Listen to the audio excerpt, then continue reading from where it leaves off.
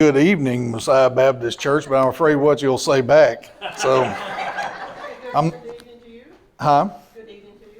Okay. I'm expecting a good evening rose or something, but okay. Yeah. Okay.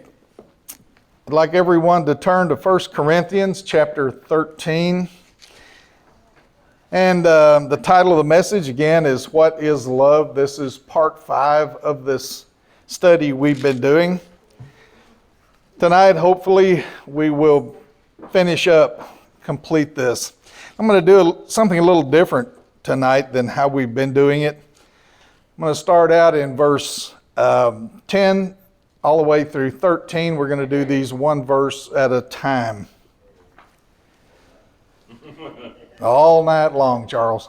Wake up. 13. Starting in verse 10.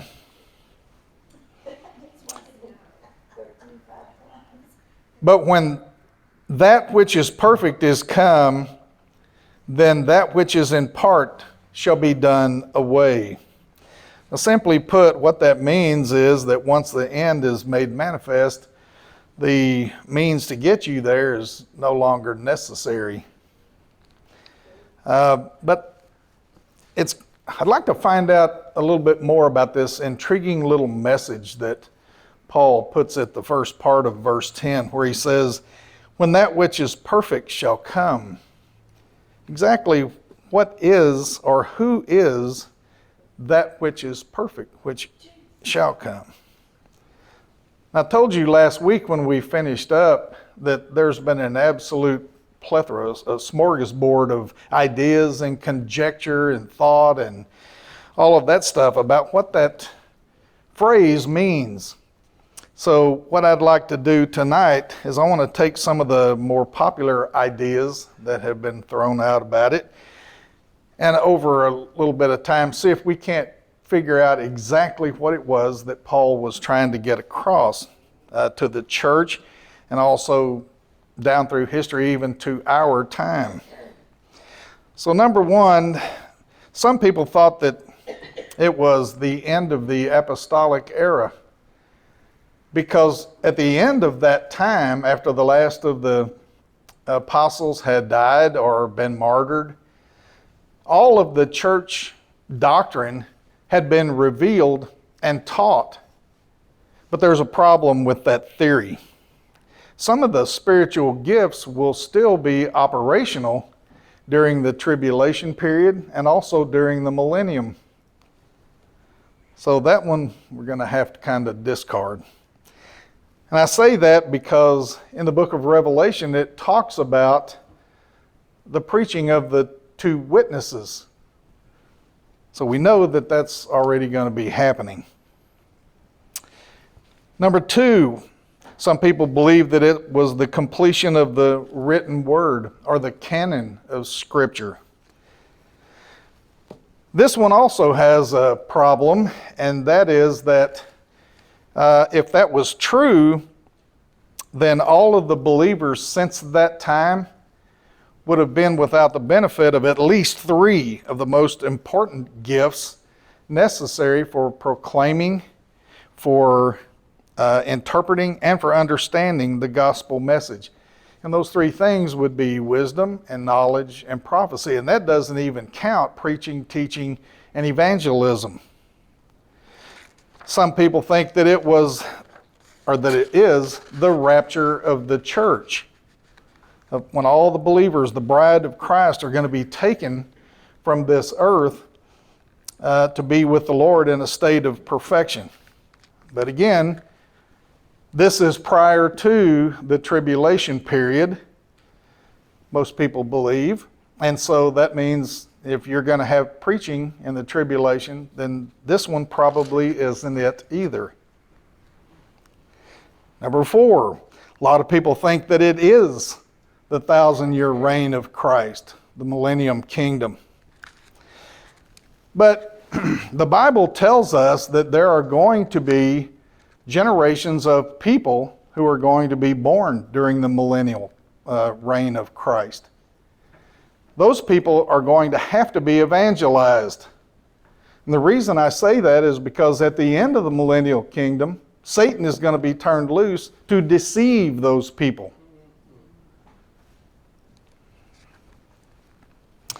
Number 5, a lot of people believe that it's after the great white throne judgment, because that's a period of time after all of the rebellion, all of the evil, everything is going to be brought to a complete close.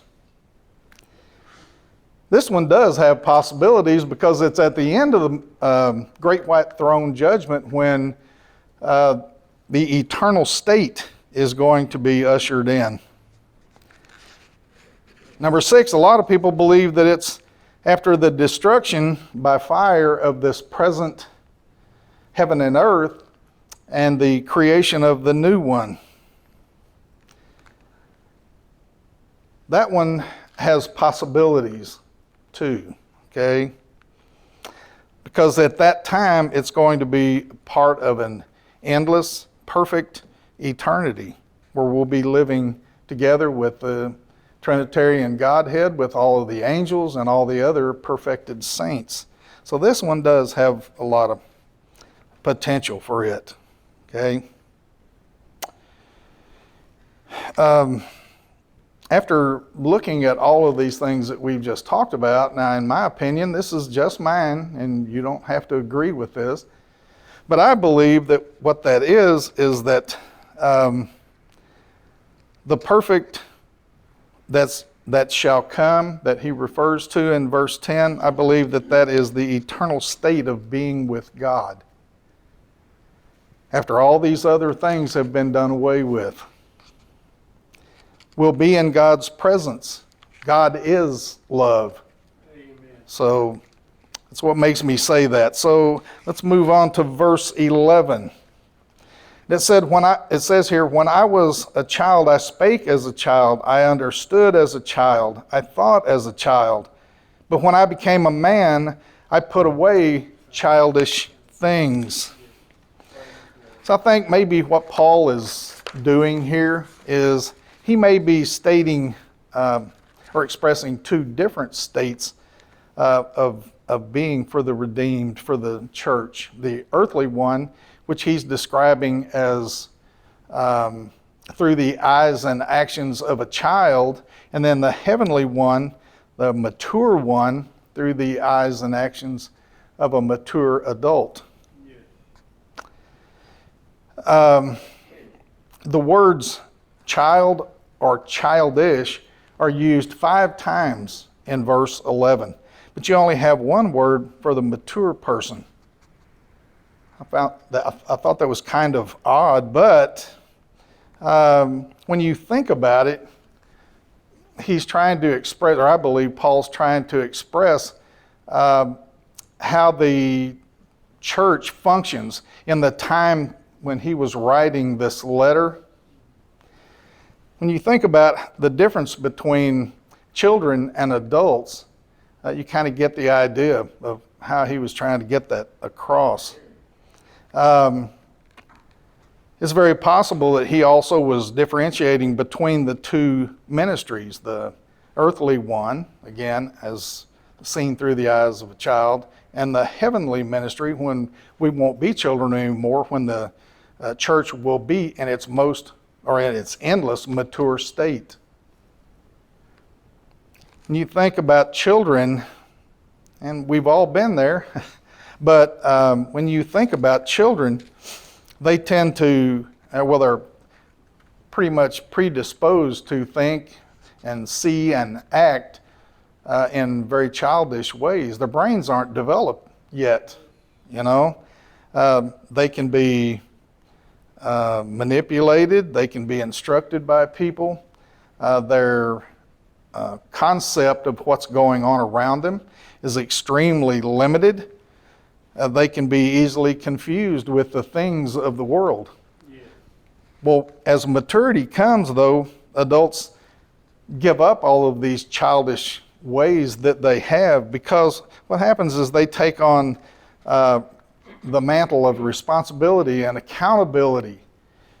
They get knowledge and wisdom and all of these things, which allows them, they get all these other traits, and it gives them the ability to think and reason and make decisions that they weren't able to do when they were children. And this growth is the purpose of the church on earth. That's what we're doing. We are going from being a child, because the Bible very plainly says as you become a new Christian, you crave spiritual milk. Yes. That is the child in us.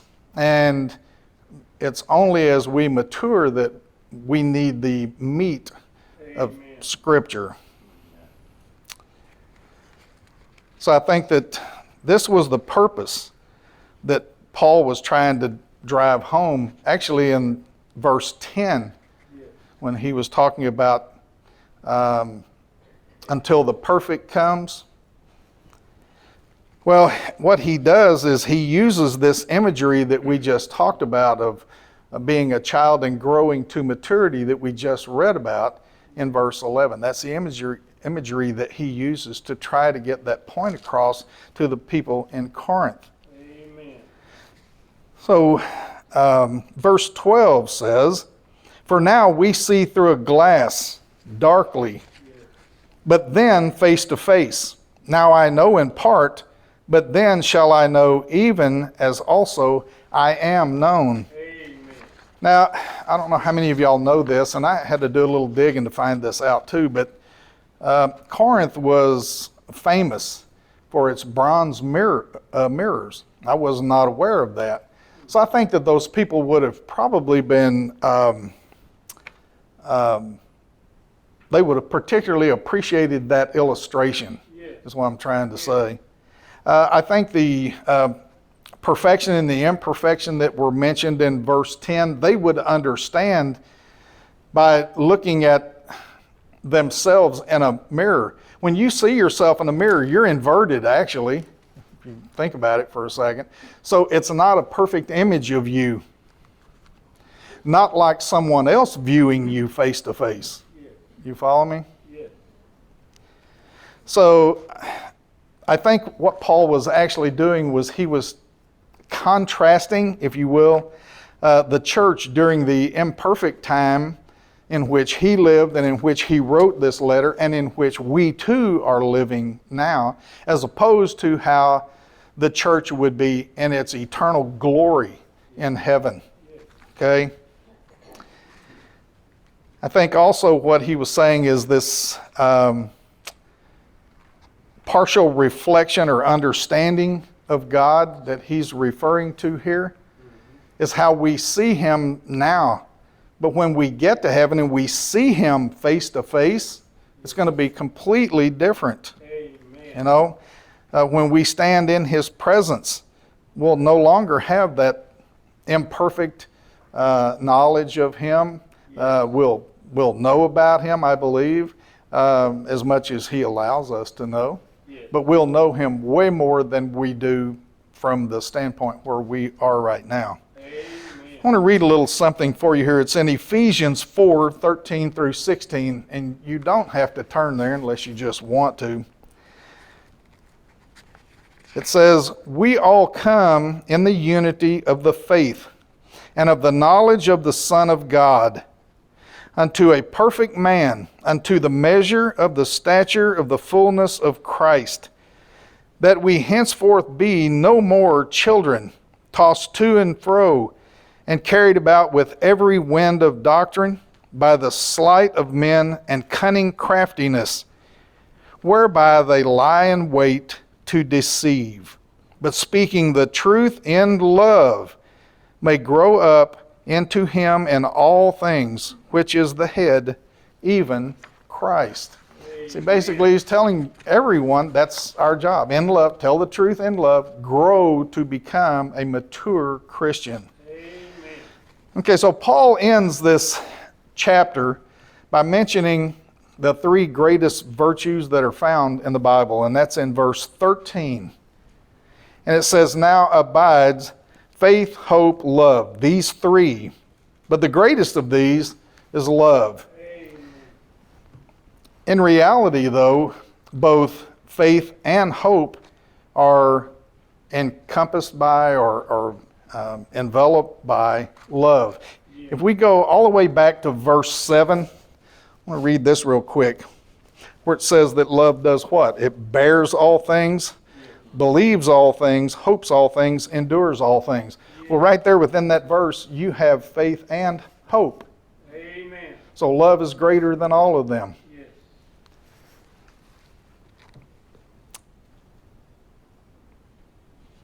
Just to clarify this a little bit, faith is divine revelation that's been given to us so that we know who Jesus is, who he was, and who he will be. Yes.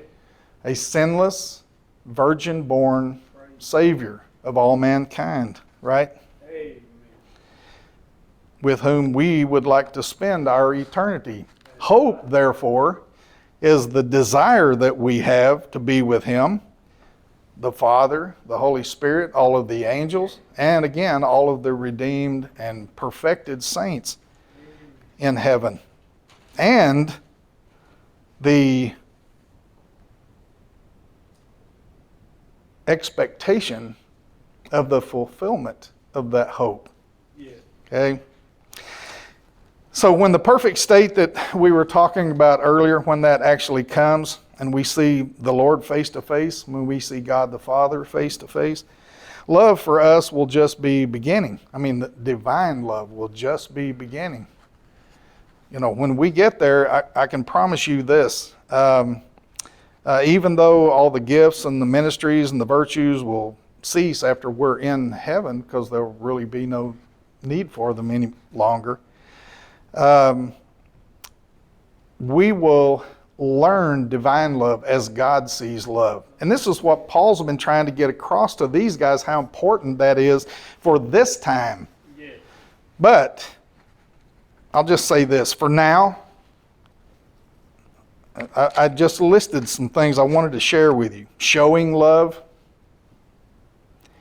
sharing love, living in love, Amen. speaking out love, practicing love. These are things not only that we can do, but that we should be obligated to do and willing to do. That is as a virtue that we have in our time. This is how we should be living. You know, love is a virtue that is more important than any other virtue and any spiritual gift that the Holy Spirit gives us. It's the link that God gives us to be able to commune with him, to his holy, righteous self. I know this, though, when we get to heaven, we're going to love with a perfect love. I don't even have a clue what that is yet. But I know it's going to happen because the Bible tells me it is. It's going to be good. Yeah, absolutely. Amen. So Paul, in his summation here, and also I happen to concur with this, he says that divine love is the consummation of all things. I do believe that, because once we get there, we're going to understand all the things that we were supposed to do here and didn't.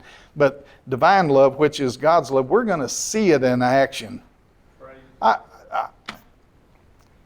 I can't comprehend the kind of love that God has for mankind, for the things that he's done for us all down through our lives, through our history since creation. I cannot comprehend it. Praise the Lord. That's going to be good. I know.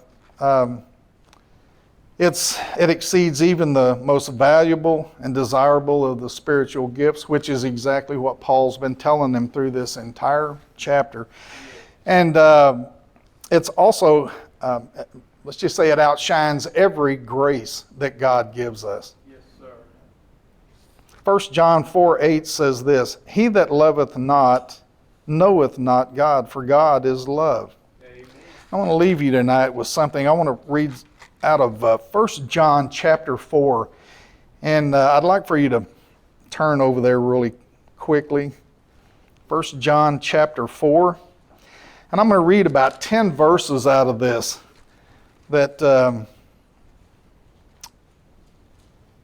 just really, as I was researching this, I got to this part and it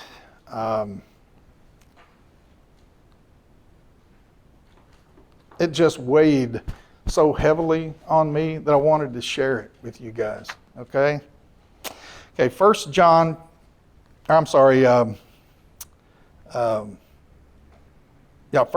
chapter 4, beginning in verse 12. Okay? No one has seen God at any time.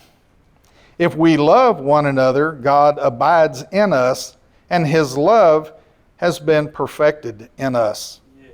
By this we know that we abide in him, and he in us, because he has given us of his Spirit. And we have seen and testify that the Father has sent the Son as Savior of the world. Yes.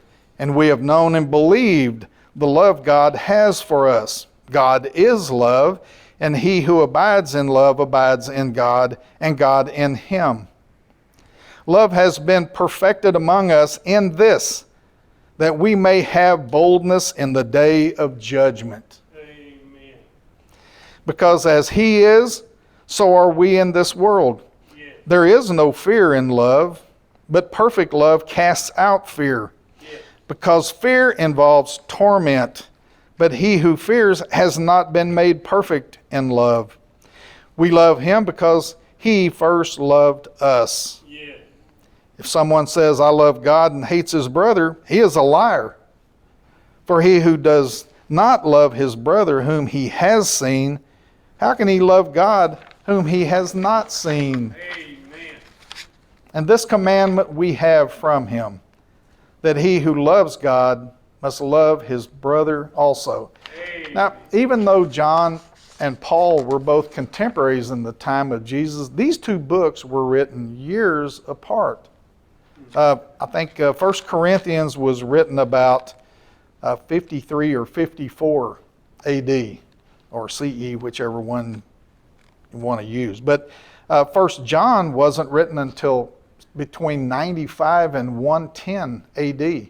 But they both have a very similar message. Love is everything. Amen. You know, the message for us then is what? Don't become a Corinth. Amen. I think really the best thing that we can do is to exercise the gift or the gifts that you've been given. As we talked about the other day, one of the things that the Corinthians were doing is they were craving spiritual gifts that they didn't have. They wanted the best ones in their idea. Yeah. But I also stated this the other day. The Holy Spirit gives gifts to those that whatever he deems that they need or will use to the best of their ability. So that means that every gift that a person gives or gets is the best gift. Yeah. Amen. Doesn't make any difference which one it is. Praise the Lord. So be happy with what you have, right? Amen. Okay. We should show love for one another. Avoid pride and envy. You know, we should build the church of Christ. Yeah. We should carry the gospel message to everyone, everywhere. Amen. And probably the last thing that we should do is welcome everyone who walks through those doors with open arms. Amen. Amen. We need to let them know that this is a Bible-believing, God-fearing church. Amen. So the takeaway from this entire study is this. Let us all work diligently until we're called home. Yes. There you go. Thank you, Russ. All right. Praise the All right. Lord, brother. All right. God bless